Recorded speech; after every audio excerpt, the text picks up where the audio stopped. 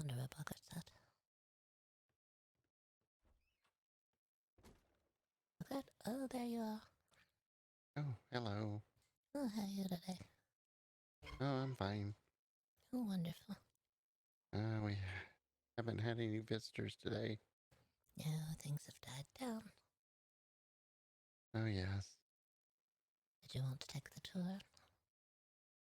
Oh, yes. If you're wanting to give one, I'll always participate in the tour. Oh, They're always so much fun. oh, here we go. You ready? I'm ready. Leave your preconceived notions of the normal world at this very threshold and enter the world of the mysterious, the unusual, and the odd at BoggOdd Oddities Museum.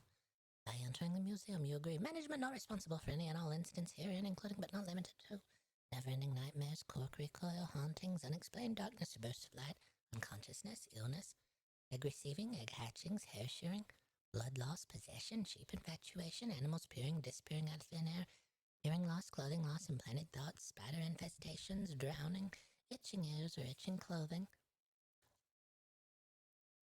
Okay, we're at this way. Okay. It always creeps me out when you give that such long disclaimer. Been a lot of things happen here.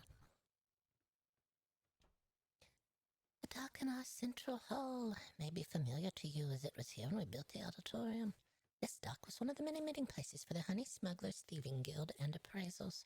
They didn't fret in honey, though, that was the diversion. We hear they smuggled human hair, which was prized for its softness over horsehair for stuffing the mattresses of nobility. The honey smugglers are fortunately said to have left these waters and abandoned this operations dock into its current state of disrepair. We still hear occasionally someone awakens to find their beautiful hair has been shorn to the scalp. Could it be the honey smugglers still in secret operation? We may never know until someone is awakened by the clicking of the shears to see who is responsible. Keep your ears open tonight while you sleep.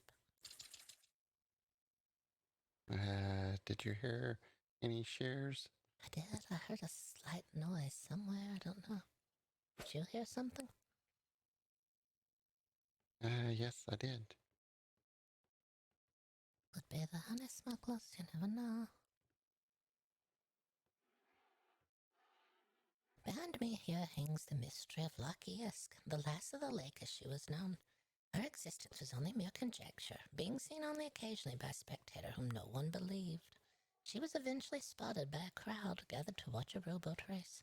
It is said that her multiple eyes can read a person's intent, helping her elude capture for over 100 years.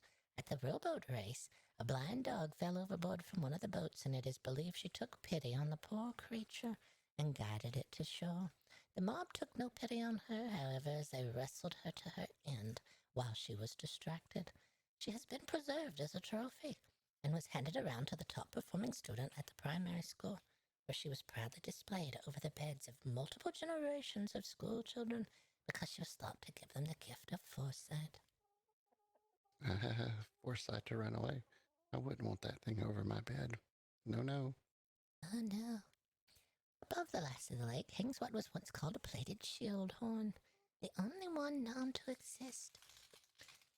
Came to us by way of an oddly tall fellow who said he had Cyclops blood in his family history.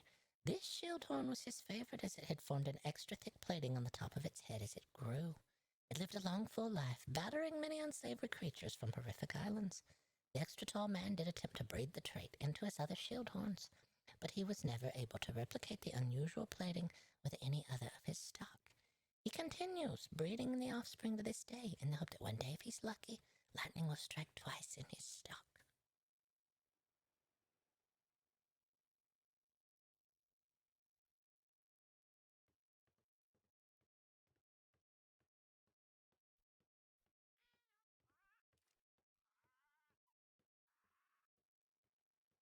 Before you here hangs a rare species from the deepest of the ocean trenches, believed to be a distant cousin of the shark.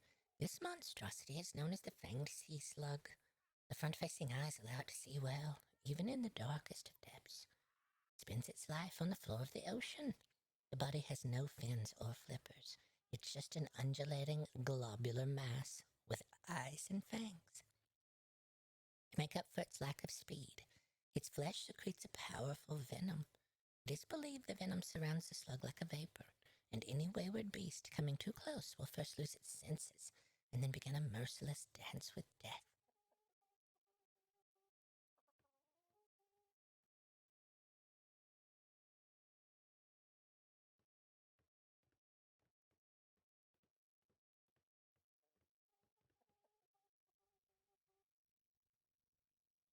A relative of the jellyfish, this beast is known as the sea drifter.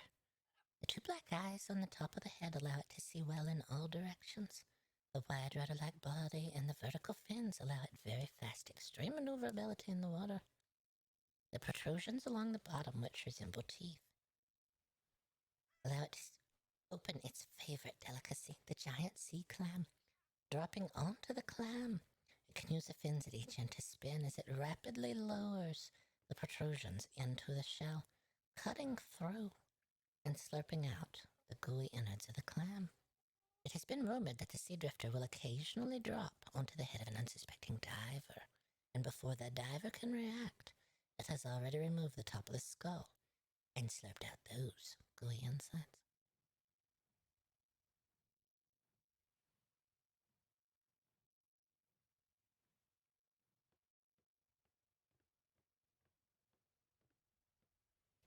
Next, we have a piece of actual battle-used ephemera. The bull seat was designed by an industrious general as a way to maximize the amount of troops which could be moved at a time. The bull seat allowed the troops a chance to rest and then charge into battle with full energy, making it a fierce competitor on the battlefield. It is said that the furniture here was collected from what the general could find from a war-ravaged town. The bull seat was pulled by an actual living bull, and it is said that his fear of this second bull charging behind him would drive him full speed into battle.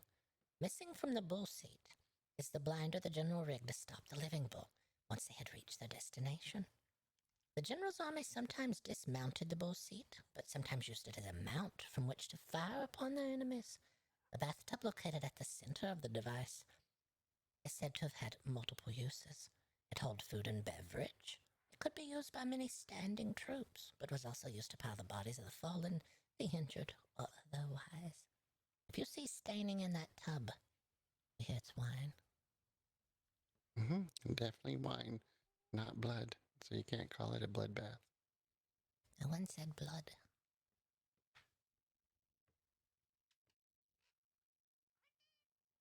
The chair in this display started as a warming chair for the Lord and Lady of a frozen island. After a long evening of drink and entertainment, the Lord and Lady took to their chair to warm themselves before bedtime. Once they were finally away, the servants helped themselves to the remainder of the drink. In the morning, the entire castle opened its bleary eyes to greet a new day. A pig was roasting on the fire, and its scent wafted through the castle. Midway through preparing the table for the feast, the staff realized there was no pig roasting on the fire. They proceeded with the day, finding it odd the Lord and Lady had not called to begin their morning. They searched their bedchambers, but found them empty and unused. They continued searching for the Lord and Lady, beginning with the last place they were seen, in the throne room, in this warming chair. When they cracked open the doors to the throne room, the origin of the scent of delicious pig was discovered. The Lord and Lady, lulled in a cloud of drink and warmth, had fallen asleep in the warming chair and been slow roasted in their slumber. Oh my. We had a Lord Hugo, and he came by and he did a sniff test on the chairs. Oh, yeah. He identified the Lord as Lord Crackle and Lady Pop. Oh, yes. Well, we don't have any confirmation of that. It's just a verbal assessment. Yeah, and according to my records, they had a son named Snap because he went crazy in the end. Oh, poor Snap. The tour continues this way.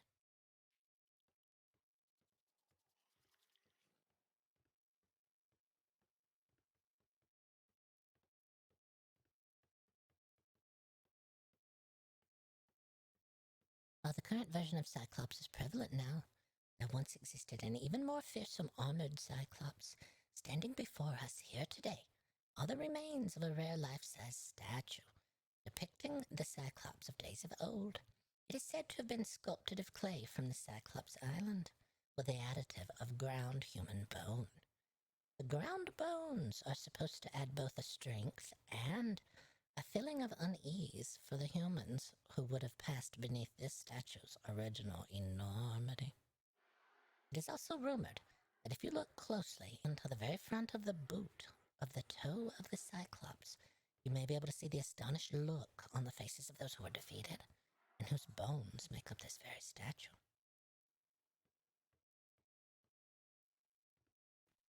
Oh yeah, I see it. I see it.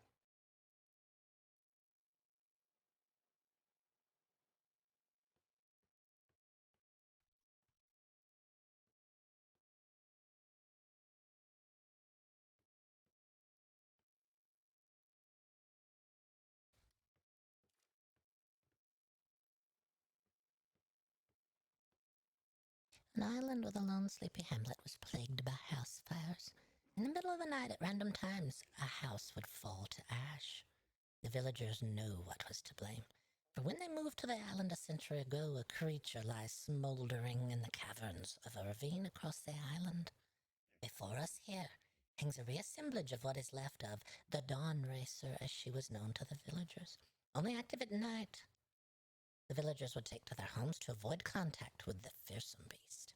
Known to light the sky with the flames of 1,000 lanterns, roosters would actually crow out at their perception of the arrival of morning light.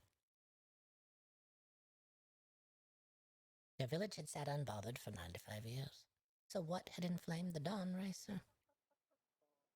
They held a meeting and realized a family had been venturing into a forbidden area, upsetting an unwritten pact between village and dragon. The family was picking a wildflower which only existed in the valley, known for its unequaled medicinal healing properties to treat their sick child. Though it was forbidden, it was worth the risk to them. But their violation led to the family's banishment from the island. A trap was set for the errant dragon. She was successfully captured, and a great roasting feast was had, where even the strips of her flesh were given to the villagers as a souvenir of a successful end to their nightmare. 1 week later, the first cannon shot destroyed the home and took the town of the life of the leader. Awakening the town in the process, they realized the island had been overrun by a remorseless doctor and a hired band of mercenaries. But you see, the dragon was the only thing keeping them from looting the island of its priceless medicinal plant. In fact, on the nights they would arrive under cover of darkness, she would hunt them in order to protect her villagers. The mercenaries couldn't find a way to defeat her without trapping her first, and they couldn't build a structure for risk of their plan being discovered. So they began to set fires in the hopes the villagers would help them defeat the Dawn Racer. Oh, that's so sad. That's a sad tale. Why is this such a sad story?